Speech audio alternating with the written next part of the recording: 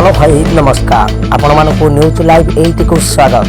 BJP और BJP मध्य नुआपड़ा तीव्र राजनैतिक प्रतिस्पर्धा चली दुई पक्ष एकापर अभियोग करुँच बीजेपी सुभद्रा योजना उपर गेम खेलुची तापर अन्य पक्ष कहते यह निजे राजनीतिक गोष्ठी चालित प्रचार।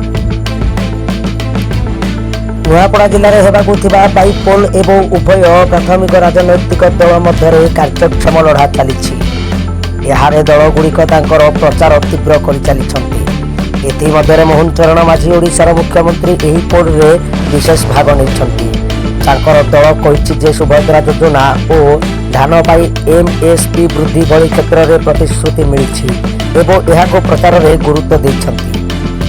विजु जनता दल बीजेपी और भारतीय जनता पार्टी बीजेपी निज निज अंशर लड़ा लड़ी चली प्रत्येक दल में प्राधान्य और प्रतिश्रुति देखाई रही मुद्दा गुड़िक राजनैतिक मार्चार बंद थ्रेट बा निशाना भाव में उपस्थित होउछि यथा सुभद्रा योजना को यही पोल संदर्भ में एक मुद्दा भाव में पठा बाइपोल केवल एक अंचल में मामला नुहे यह बीजेपी सरकार और बीजेपी सहित संबंधित बड़ प्रमाणर लड़ा को दर्शाऊछि। सुभद्रा योजना परी आर्थिक योजना गुड़ी को एक पोलर राजनैतिक इन्वेस्टमेंट भाव देखा जाउछि। ऐतिहासिक भाव में यही पोलर परिणाम निर्वाचन गतिविधि दल भाव में पड़ा और दल शक्ति विकास प्रभाव पड़िबो। ओडिशा मुख्यमंत्री मोहन चरण माझी नुआपड़ा बाइपोल बीजेपी भोट अभियान आरंभ करछन्ति।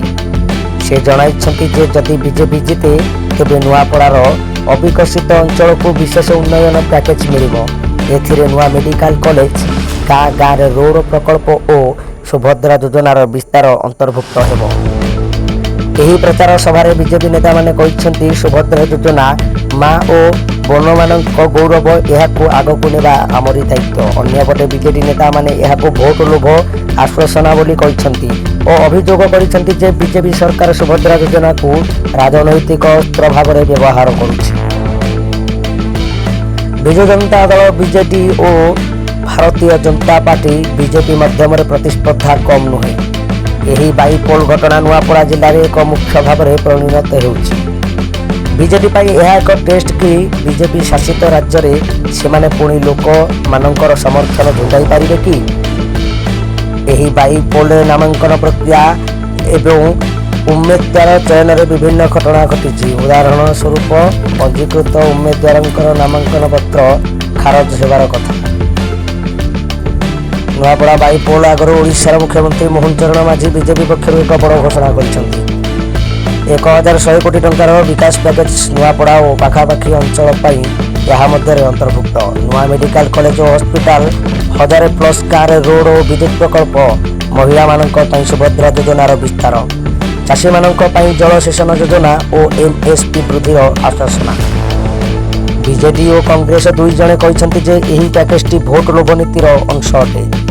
बीजेडी नेता माने कहते जे बीजेपी सुभद्रा योजना को पॉलिटिकल गेम भाव में व्यवहार करुछि। अन्यपटे बीजेपी अभियोग करिछि जे बीजेपी आगरू एते वर्ष धरी नुआपड़ा को अवहेला करिछि। बीजेपी कहिछि जे नुआपड़ार अविकसित अंचल में उन्नयन पई सेमाने एक संघबद्ध 1100 कोटी पैकेज घोषणा करिसंति। सुभद्रा योजना मेडिकल कॉलेज और रोड प्रकल्प सहित ग्रामीण अंचल को लाभ मिलवा प्रतिश्रुति।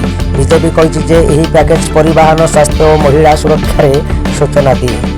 बीजेडी यही घोषणा को भोट लोभरे नीति भाव में विवेचना करुछि। सेमाने अभियोग करिसंति जे बीजेपी सुभद्रा योजना को राजनैतिक उद्देश्य रे व्यवहार करुछि। कांग्रेस और अन्य छोट अन्य दल माने यहाको निज प्रचार पर व्यवहार करी राजनैतिक तीव्रता और भागीदारी स्थिति को नहीं चिंता प्रकाश करिसंति। साधारण लोक मतर ग्रामीण और शहरी लोक माने नुआपड़ा उन्नयन चाषी सहायता और सुभद्रा योजनार संपूर्ण प्रभाव को मुख्य मानिछंति। किंतु समस्तंकर मत एक नुहे। किछि लोक यही पैकेज को प्रचार उपदेश देखुछंती। नुआपड़ा बाइपोल एक गुरुत्वपूर्ण राजनैतिक महाकांक्ष जहाँ बीजेपी बीजेडी और कांग्रेस राज्य में प्रतिस्पर्धार परीक्षा भरी। सुभद्रा योजना एवं अंचल उन्नयन पैकेज साधारण लोकों मनोभाव एक मुद्दा भाव में देखा जाउछि जहाँ राजनैतिक चक्र में प्रभाव पकाई पारे। ଏଇଭଳି ଖବର ଦେଖିବା ପାଇଁ ଆମ ନ୍ୟୁଜ୍ ଲାଇଭ୍ ଏଇଟିକୁ ଗୋଟେ ସବସ୍କ୍ରାଇବ୍ କରନ୍ତୁ। Bureau report news live 8।